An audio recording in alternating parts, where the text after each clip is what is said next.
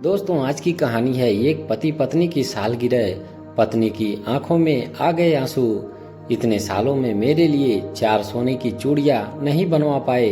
केशव जी चुप हो जाते।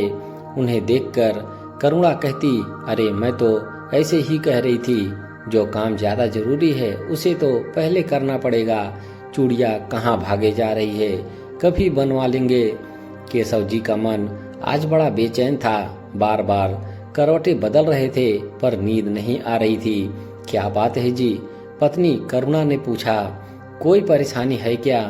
अरे नहीं नहीं, वो आज गर्मी ज्यादा लग रही है ना, शायद इसीलिए। तुम सो जाओ, केशव जी ने पत्नी से कहा। उन्होंने घड़ी की ओर देखा। रात के 2 बज रहे थे। वे धीरे से पलंग से उठे। कैलेंडर में देखा 12 मई, अभी पूरा 1 महीना बाकी है। वे बुदबुदाए। दरअसल 12 मई को केशव जी की शादी की 50वीं सालगिरह है। बेटे बहू पोता पोती सभी ने ऐलान कर दिया था कि ये सालगिरह बड़ी धूमधाम से मनाएंगे।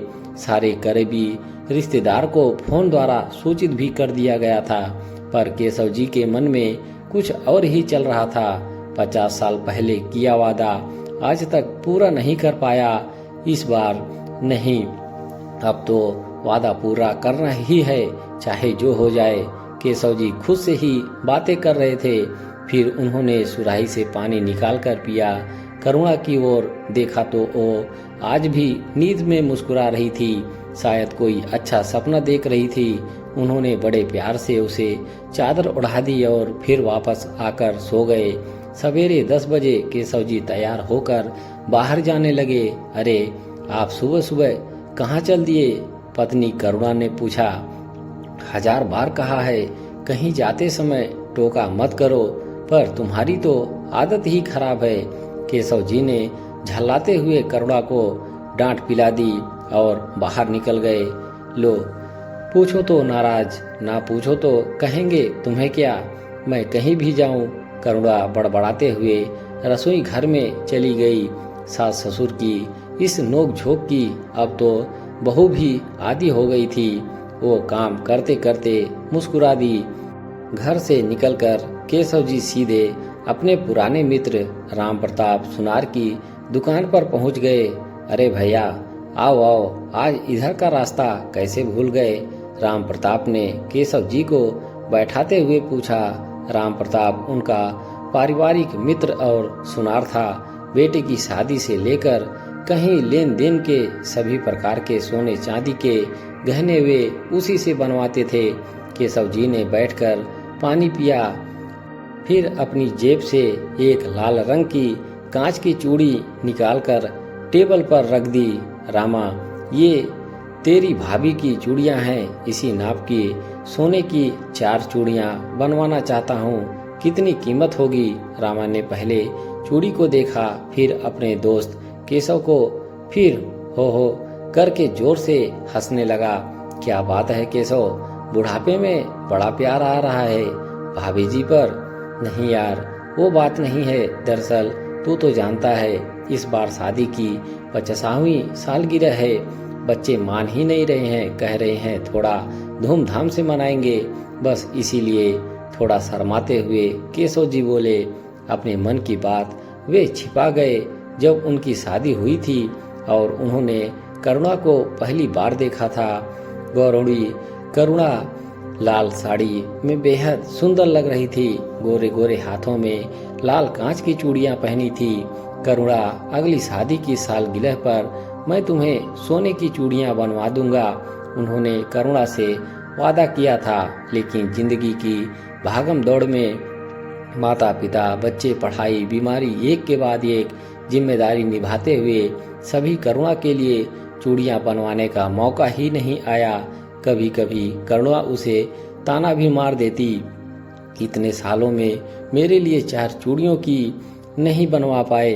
केशव जी चुप हो जाते। उन्हें देखकर करुणा कहती, अरे मैं तो ऐसे ही कह रही थी, जो काम ज्यादा जरूरी है उसे तो पहले करना पड़ेगा। चूड़ियां कहाँ भागे जा रही है, कभी भी बनवा लेंगे। घर गृहस्थी की सारी जिम्मेदारी पोस्ट मास्टर की एक छोटी सी नौकरी में उन्होंने पूरी की। करुणा ने हर कदम पर उनका साथ दिया। बस जब वो ये चूड़ियाँ वाला ताना मारती, केशव जी अपने आप को अपना उसका अपराधी मानने लगे। इसी तरह शादी की कई सालगिरह निकल गई। कभी वे मनाते, कभी सिर्फ मंदिर जाकर प्रसाद चढ़ाकर ही संतोष कर लेते। वक्त अपनी रफ्तार से चलता रहा। माता पिता दुनिया से विदा हो गए, बच्चे बड़े हो गए। पहले उनकी पढ़ाई, फिर शादी ब्याह, जमा पूंजी कहाँ खर्च हो जाती पता ही नहीं चलता। रिटायर होते होते उन्होंने कुछ लोन लेकर कुछ पीएफ के पैसे को मिलाकर 2 कमरों का एक छोटा सा मकान भी बनवा लिया। बेटे की नौकरी भी इसी शहर में लग गई थी। कुछ उनसे भी हिम्मत की तो मकान को डबल स्टोर बना लिया।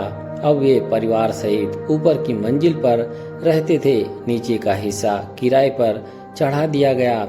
एक मध्य वर्गीय परिवार की इस तरह उनका भी गुजर बसर आराम से हो रहा था। राम प्रताप केशव जी से बोला, भैया तुम तो जानते हो आजकल सोने का भाव जरा तेज है, फिर भी तुमसे ज्यादा थोड़े ही लूंगा। यही कोई 80-90 हजार रुपए में बन जाएगी 4 चूड़ियाँ। केशव जी ने सिर हिलाया। इतने खर्च का अंदाजा था उन्हें। ठीक है, मैं कल 25% राशि दे जाऊंगा, तुम 15-20 दिनों में तैयार कर देना। अच्छा, राम राम, चलता हूँ, कहकर केशव जी सीधे पोस्ट ऑफिस पहुँचे, जहाँ उन्होंने वर्षों पहले एक बचत खाता खोला था, जिनकी जानकारी करुणा को भी नहीं थी। प्रतिमाह वह उसमें बचत करके रुपए जमा कर देते थे। अब वो रकम 1 लाख रुपए हो गई थी। उन्होंने 25,000 रुपए निकलवाए और राम प्रताप को देकर सीधे घर आ गए। देखते ही देखते 50वीं सालगिरह का दिन भी आ गया। घर सभी करीबी रिश्तेदारों से भर गया। करुणा तो नई नवेली दुल्हन की तरह शर्मा रही थी। अरे, मैंने तो मना किया था जीजी, पर ये बेटा बहू माने ही नहीं। वह हंसकर अपनी ननद को बता रही थी। शाम को सब तैयार हो गए। सफेद कुर्ते पैजामे में केशव जी भी सज गए। सारे मेहमानों के साथ उनका मित्र प्रताप सुनार भी आया था। सो पोते पोती में ने माला उनके हाथ में देकर कहा, दादू दादी को माला पहनाइए। उन्होंने हंसते हुए करुणा को माला पहना दी। करुणा और भी शर्मा गई। अब आपकी बारी दादी। बच्चों ने दादी से भी माला पहनवा दी। चारों ओर तालियां बजने लगी।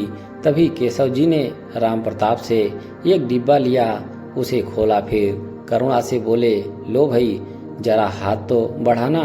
करुणा आश्चर्य से उन्हें देखने लगी। डिब्बे में से 4 चूड़ियां निकालकर उन्होंने करुणा के गोरे गोरे हाथों में पहना दी। अब मत कहना सोने की चूड़ियां नहीं पहनाई। वाओ दादू, सो रोमांटिक। पोता पोती खुशी के मारे सीटियां बजाने लगे। तालियों की गड़गड़ाहट और तेज हो गई। लेकिन ये करुणा ने पूछना चाहा। उसने बेटे बहू की ओर देखा। नहीं माँ, हमारा कोई योगदान नहीं है। केशव जी ने करुणा का हाथ थामा और बड़े प्यार से बोले, वादा जो किया था देर से ही सही निभा तो दिया। करुणा की आंखों से आंसू टपक रहे थे और केशव जी बच्चों के साथ मिलकर केक खा रहे थे।